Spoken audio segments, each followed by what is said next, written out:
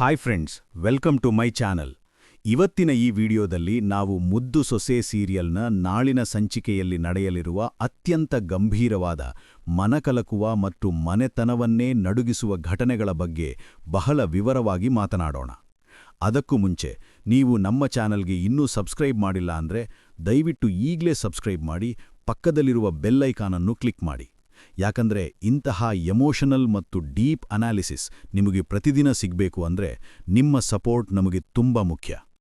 ಈಗ ಕಥೆಗೆ ಬರೋಣ. ನಾಳಿನ ಸಂಚಿಕೆ ಆರಂಭವಾಗುವುದೇ ಒಂದು ಭಾರೀ ಒತ್ತಡದ ವಾತಾವರಣದಿಂದ.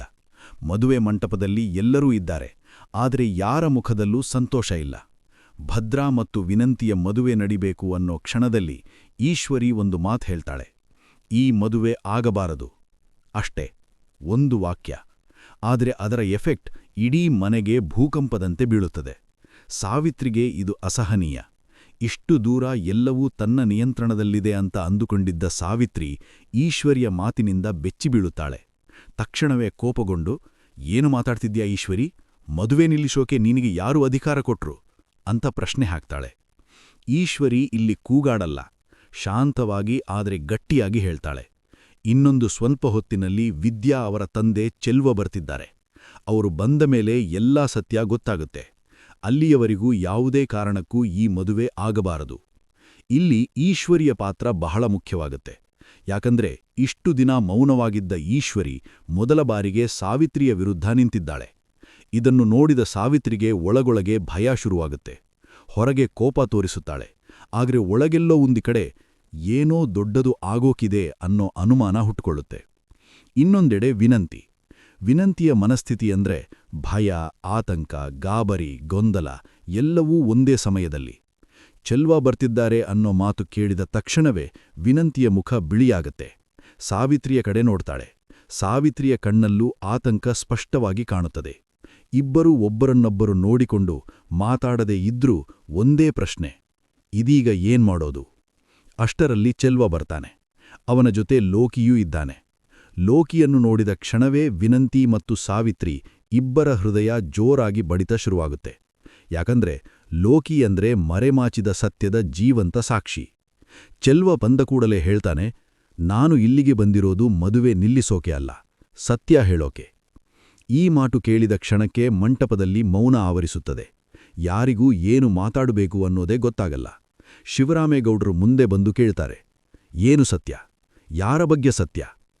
ಅಲ್ಲಿ ಲೋಕಿ ಮುಂದೆ ಬಂದು ಕೈಜೋಡಿಸಿ ಹೇಳ್ತಾನೆ, ದಯವಿಟ್ಟು ನನ್ನ ಕ್ಷಮಿಸಿಬಿಡಿ. ಇಷ್ಟು ದಿನ ನಡೆಯುತ್ತಿದ್ದ ಎಲ್ಲಕ್ಕೂ ನಾನೇ ಕಾರಣ. ಇವತ್ತು ನಾನು ಎಲ್ಲಾ ಸತ್ಯ ಹೇಳ್ತೀನಿ. ಇಲ್ಲಿ ಕಥೆ ಸಂಪೂರ್ಣವಾಗಿ ತಿರುವು ಪಡೆಯುತ್ತದೆ. ಲೋಕಿ ಹೇಳಲು ಶುರು ಮಾಡ್ತಾನೆ. ಅವನು ಹೇಳುವ ಪ್ರತಿಯೊಂದು ಮಾತು ಸಾವಿತ್ರಿ ಮತ್ತು ವಿನಂತಿಯ ಮೇಲೆ ಚಾಕುವಿನಂತೆ ಬೀಳುತ್ತದೆ. ಪೊಲೀಸರಿಗೆ ಫೋನ್ ಮಾಡಿದ್ದು ವಿದ್ಯಾ ಅಲ್ಲ, ವಿನಂತಿಯೇ ಫೋನ್ ಮಾಡಿದ್ದು. ಶಿವರಾಮೇಗೌಡರನ್ನು ಸ್ಟೇಷನ್ಗೆ ಕರೆದುಕೊಂಡು ಹೋಗುವಂತೆ ಮಾಡಿದವಳು ವಿನಂತಿಯೇ. ಈ ಮಾತು ಕೇಳಿದ ಕ್ಷಣಕ್ಕೆ ಮನೆತನದಲ್ಲಿ ಗದ್ದಲ. ಅಜ್ಜಿ ಶಾಕ್ ಆಗಿ ಕುಳಿತಿರುತ್ತಾರೆ. ಮೋಹನ ನಂಬಲಾರದೆ ತಲೆ ಕುಲುಗಿಸ್ತಾನೆ. ಶಿವರಾಮೇಗೌಡರ ಕಣ್ಣು ಕೆಂಪಗಾಗುತ್ತೆ. ಇದು ನಿಜನಾ? ಇಷ್ಟು ದಿನ ವಿದ್ಯಾ ಮೇಲೆ ತಪ್ಪು ಹಾಕಿದ್ದು ಸುಳ್ಳ? ವಿನಂತಿ ಇಂತಹ ಕೆಲಸ ಮಾಡ್ತಾಳೆ ಅಂತೆ ಊಹೆಯೂ ಮಾಡಿರಲಿಲ್ಲ. ಇಲ್ಲೇ ಕಥೆಯ ಎಮೋಷನ್ ತೀವ್ರವಾಗುತ್ತೆ. ಲೋಕಿ ಮುಂದೆ ಒಡವೆಗಳನ್ನು ತೋರಿಸುತ್ತಾನೆ. ಇವು ಈ ಮನೆಯ ಒಡವೆಗಳು. ವಿನಂತಿ ನನಗೆ ದುಡ್ಡು ಕೊಡಿಸಿ ಈ ಒಡವೆಗಳನ್ನು ಕೊಡಿಸಿಕೊಂಡಳು. ಮೋಹನ ತಕ್ಷಣ ಹೇಳ್ತಾನೆ, ಹೌದು, ಈ ಒಡವೆ ಮನೆಯಲ್ಲೇ ಕಾಣಿಸ್ತಿರ್ಲಿಲ್ಲ. ಅಷ್ಟೇ ಸಾಕು, ಇದು ಸಾಕ್ಷಿ. ಇನ್ನು ಯಾವ ಅನುಮಾನಕ್ಕೂ ಜಾಗ ಇಲ್ಲ. ಶಿವರಾಮೇಗೌಡಲು ಸಾವಿತ್ರಿಯ ಕಡೆ ತಿರುಗಿ ಕೇಳ್ತಾರೆ, ಇದೆಲ್ಲ ನಿಜನಾ? ಇಷ್ಟು ದಿನ ನೀನು ನಾಟಕ ಆಡ್ತಿದ್ಯಾ? ಇಲ್ಲಿ ಸಾವಿತ್ರಿಯ ಪ್ರತಿಕ್ರಿಯೆ ಎಲ್ಲರನ್ನೂ ಇನ್ನಷ್ಟು ಬೆಚ್ಚಿಬೀಳಿಸುತ್ತದೆ. ಅವಳು ಅಚ್ಚರಿಯನಿಸುವಂತೆ ಹೇಳ್ತಾಳೆ, ಹೌದು, ಫೋನ್ ಮಾಡಿದ್ದು ವಿನಂತಿಯೇ. ಆದರೆ ಆಗಿಲೋಡು ಆಗೋಯ್ತು. ಈಗ ಮಡುವೆ ಮಾಡಿಬಿಡೋಣ. ಈ ಮಾತೇ ಶಿವರಾಮೇಗೌಡರ ಸಹನೆಯನ್ನು ಸಂಪೂರ್ಣವಾಗಿ ಕಳೆದುಹೋಗುವಂತೆ ಮಾಡುತ್ತದೆ. ಅವರು ಕೋಪದಿಂದ ಕೂಗುತ್ತಾರೆ, ಇಷ್ಟು ದೊಡ್ಡ ತಪ್ಪು ಮಾಡಿ ಏನೂ ಆಗಿಲ್ಲ ಅನ್ನೋ ಹಾಗೆ ಮಾತಾಡ್ತೀಯಾ? ನನ್ನ ಗೌರವ, ನನ್ನ ಕುಟುಂಬ, ನನ್ನ ಮಗಳನ್ನು ನಾಶ ಮಾಡಿದ್ರಲ್ಲ, ಅದಕ್ಕೆ ಏನು ಬೆಲೆ ಇಲ್ವಾ? ಇಲ್ಲೇ ಭದ್ರ ಮಾತನಾಡ್ತಾನೆ. ಭದ್ರನ ಮಾತು ನಾಳಿನ ಸಂಚಿಕೆಯ ಹೃದಯ. ಅವನು ಗಟ್ಟಿಯಾಗಿ ಹೇಳ್ತಾನೆ, ನನಗೆ ಈಗ ಎಲ್ಲಾ ಸತ್ಯ ಗೊತ್ತಾಗಿದೆ. ಇಷ್ಟು ದಿನ ವಿದ್ಯಾ ತಪ್ಪು ಮಾಡಿದ್ದಾಳೆ ಅಂತ ನಂಬಿಸಿ ನನ್ನನ್ನೇ ಅವಳಿಂದ ದೂರ ಮಾಡಿದ್ರಿ. ಅಪ್ಪಯ್ಯನನ್ನು ಸ್ಟೇಷನ್ಗೆ ಕರೆದುಕೊಂಡು ಹೋಗೋಕೆ ಕಾರಣ ನೀವು. ಇವೆಲ್ಲ ಗೊತ್ತಾದ ಮೇಲೆ ನಾನು ವಿನಂತಿಗೆ ತಾಳಿ ಕಟ್ಟೋದೇ ಇಲ್ಲ. ಮಂಟಪದಲ್ಲಿ ಸನ್ನಾಟ. ಸಾವಿತ್ರಿ ಕೋಪಗೊಳ್ಳುತ್ತಾಳೆ. ವಿನಂತಿ ಅಳುತ್ತಾಳೆ. ಆದರೆ ಶಿವರಾಮೇಗೌಡರು ಮೊದಲ ಬಾರಿಗೆ ಭದ್ರನ ಪರ ನಿಲ್ಲುತ್ತಾರೆ. ಅವರು ಹೇಳ್ತಾರೆ, ಭದ್ರ, ನೀನು ಯಾವ ತಪ್ಪೂ ಮಾಡಿಲ್ಲ. ಈ ಮದುವೆ ನಡೆಯಲ್ಲ. ಇವತ್ತೇ ನಾನು ಹೇಳ್ತೀನಿ, ಈ ಮದುವೆ ಮುಗಿದ ಕಥೆ. ಮಂಟಪದ ವಾತಾವರಣ ಸಂಪೂರ್ಣ ಬದಲಾಗಿತ್ತು. ಇಷ್ಟು ಹೊತ್ತಿಗೂ ಮದುವೆ ಸಂಭ್ರಮದಿಂದ ಕಂಗೊಳ್ಳುತ್ತಿದ್ದ ಆ ಸ್ಥಳ ಕ್ಷಣಾರ್ಧದಲ್ಲಿ ನ್ಯಾಯಾಂಗದಂತಾಯಿತು. ಪ್ರತಿಯೊಬ್ಬರ ಮುಖದಲ್ಲೂ ಒಂದೇ ಪ್ರಶ್ನೆ: ಇಷ್ಟು ದಿನ ನಾವು ನಂಬಿದ್ದು ಸುಳ್ಳಾ? ಶಿವರಾಮೇಗೌಡರು ಈ ಮದುವೆ ನಡೆಯಲ್ಲ ಅಂತ ಹೇಳಿದ ತಕ್ಷಣ ಸಾವಿತ್ರಿ ಒಳಗಿನ ಅಹಂಕಾರ ಒಡೆದು ಹೋಗಲು ಶುರುವಾಗುತ್ತದೆ. ಆದರೆ ಅವಳು ಅದನ್ನು ಒಪ್ಪಿಕೊಳ್ಳೋಕೆ ಸಿದ್ಧಳಲ್ಲ. ಅವಳು ಇನ್ನೂ ಗಟ್ಟಿಯಾಗಿ ಮಾತನಾಡಲು ಪ್ರಯತ್ನಿಸುತ್ತಾಳೆ. ಒಂದು ತಪ್ಪು ಆಯಿತು ಅಂದ್ರೆ ಜೀವನವೇ ನಿಲ್ಲಿಸೋಕೆ ಆಗಲ್ಲ. ಈಗ ಮದುವೆ ನಿಲ್ಲಿಸಿದರೆ ಸಮಾಜ ಏನು ಹೇಳುತ್ತದೆ ಎಂದು ಪ್ರಶ್ನೆ ಹಾಕುತ್ತಾಳೆ. ಆದರೆ ಇಲ್ಲಿ ಸಮಾಜದ ಮಾತಿಗಿಂತ ದೊಡ್ಡದು ಸತ್ಯ. ಮನೆತನದ ಗೌರವ, ವಿಶ್ವಾಸ, ಮಗಳ ಮಾನ ಇವೆಲ್ಲವೂ ಮೋಸಕ್ಕೆ ಒಳಗಾಗಿವೆ ಅನ್ನೋ ಅರಿವು ಎಲ್ಲರ ಮನಸ್ಸನ್ನು ನಡುಗಿಸುತ್ತದೆ. ಇಲ್ಲೇ ಒಂದು ಭಾವನಾತ್ಮಕ ತಿರುವು ಬರುತ್ತದೆ. ಮಂಟಪದ ಹಿಂಭಾಗದಿಂದ ನಿಧಾನವಾಗಿ ವಿದ್ಯಾ ಬರುತ್ತಾಳೆ. ಅವಳ ಮುಖದಲ್ಲಿ ಅಹಂಕಾರವಿಲ್ಲ, ಕೋಪವಿಲ್ಲ, ಕೇವಲ ನೋವು. ಇಷ್ಟು ದಿನ ತನ್ನ ಮೇಲೆ ಹಾಕಿದ ಆರೋಪ, ತನ್ನ ಕುಟುಂಬದ ಮೇಲೆ ಬಿದ್ದ ಅವಮಾನ ಇವೆಲ್ಲವೂ ಅವಳ ಕಣ್ಣಲ್ಲಿ ನೀರಾಗಿ ತೇಲುತ್ತಿವೆ. ಅವಳು ಮುಂದೆ ಬಂದು ಶಾಂತವಾಗಿ ಹೇಳ್ತಾಳೆ, ನಾನು ಏನೂ ಹೇಳೋಕೆ ಇಲ್ಲ. ಸತ್ಯ ಈಗ ನಿಮಗೆ ಗೊತ್ತಾಗಿದೆ. ನನಗೆ ಬೇಕಾದ್ದು ಒಂದೇ: ನನ್ನ ತಂದೆಯ ಗೌರವ. ಈ ಒಂದು ವಾಕ್ಯ ಇಡೀ ಮಂಟಪವನ್ನು ಮೌನಗೊಳಿಸುತ್ತದೆ. ಯಾಕಂದ್ರೆ ಅವಳು ಪ್ರತೀಕಾರ ಕೇಳಿಲ್ಲ, ಅವಳು ಮದುವೆ ಕೇಳಿಲ್ಲ, ಅವಳು ಕೇವಲ ಗೌರವ ಕೇಳಿದ್ಲು. ಇದು ಅವಳ ಪಾತ್ರವನ್ನು ಇನ್ನಷ್ಟು ಎತ್ತರಕ್ಕೆ ತೆಗೆದುಕೊಂಡು ಹೋಗುತ್ತದೆ.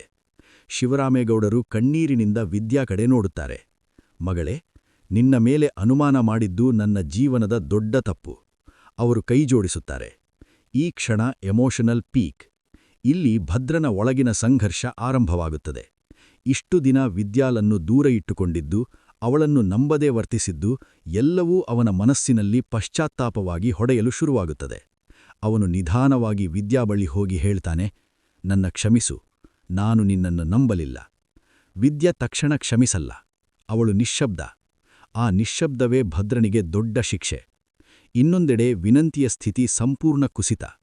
ಇಷ್ಟು ದಿನ ಆತ್ಮವಿಶ್ವಾಸದಿಂದ ನಡೆದುಕೊಂಡಿದ್ದ ಅವಳು ಈಗ ಎಲ್ಲರ ಮುಂದೆ ತಪ್ಪಿತಸ್ಥಳಾಗಿ ನಿಂತಿದ್ದಾಳೆ. ಸಾವಿತ್ರಿ ಅವಳನ್ನು ರಕ್ಷಿಸೋಕೆ ಯತ್ನಿಸುತ್ತಾಳೆ. ಇವಳು ನನ್ನ ಮಾತು ಕೇಳಿ ಮಾಡಿದ್ದಳು, ತಪ್ಪಿದ್ರೆ ನನ್ನದು. ಆದರೆ ಇಲ್ಲಿ ಮನೆಯವರು ಮೊದಲ ಬಾರಿಗೆ ಸಾವಿತ್ರಿಯ ಮಾತು ಕೇಳುವುದಿಲ್ಲ. ಅಜ್ಜಿ ಗಟ್ಟಿಯಾಡಿ ಹೇಳ್ತಾಳೆ, ಮನೆಯಲ್ಲೇ ಕುಯುಕ್ತಿ ಮಾಡಿ ಮಗಳ ಜೀವನ ಹಾಳು ಮಾಡೋಕೆ ಯತ್ನಿಸಿದ್ದೀರಾ. ಇಷ್ಟು ದಿನ ನಾವು ಕಣ್ಣು ಮುಚ್ಚಿ ನಂಬಿದ್ದೇವೆ. ಇವತ್ತು ಸಾಕು. ಇಲ್ಲಿ ಸಾವಿತ್ರಿಯ ಪಾತ್ರ ಪತನದ ಶಿಖರಕ್ಕೆ ತಲುಪುತ್ತದೆ. ಅವಳಿಗೆ ಅರಿವಾಗುತ್ತದೆ, ತನ್ನ ನಿಯಂತ್ರಣ ಸಂಪೂರ್ಣ ಕಳೆದು ಹೋಗಿದೆ. ಲೋಕಿ ಮತ್ತೆ ಮುಂದೆ ಬಂದು ಹೇಳ್ತಾನೆ, ನಾನು ಹಣಕ್ಕಾಗಿ ತಪ್ಪು ಮಾಡಿದೆ. ಆದರೆ ಇಷ್ಟು ದೂರ ಹೋಗುತ್ತದೆ ಅಂತ ಊಹಿಸಲಿಲ್ಲ. ಅವನ ಮಾತಿನಲ್ಲಿ ಭಯ ಇದೆ, ಪಶ್ಚಾತ್ತಾಪ ಇದೆ. ಶಿವರಾಮೇಗೌಡರು ಸ್ಪಷ್ಟವಾಗಿ ಹೇಳ್ತಾರೆ, ಈ ವಿಷಯವನ್ನು ನಾವು ಕಾನೂನು ಪ್ರಕಾರ ನೋಡುತ್ತೇವೆ. ಕುಟುಂಬದ ಗೌರವ ಕಾಪಾಡೋಕೆ ನಾವು ಮೌನವಾಗಿದ್ದೇವೆ ಅಂದ್ರೆ ಅದು ದೌರ್ಬಲ್ಯ ಅಲ್ಲ. ಇಲ್ಲಿ ಕಥೆ ನ್ಯಾಯದ ದಿಕ್ಕಿಗೆ ತಿರುಗುತ್ತದೆ.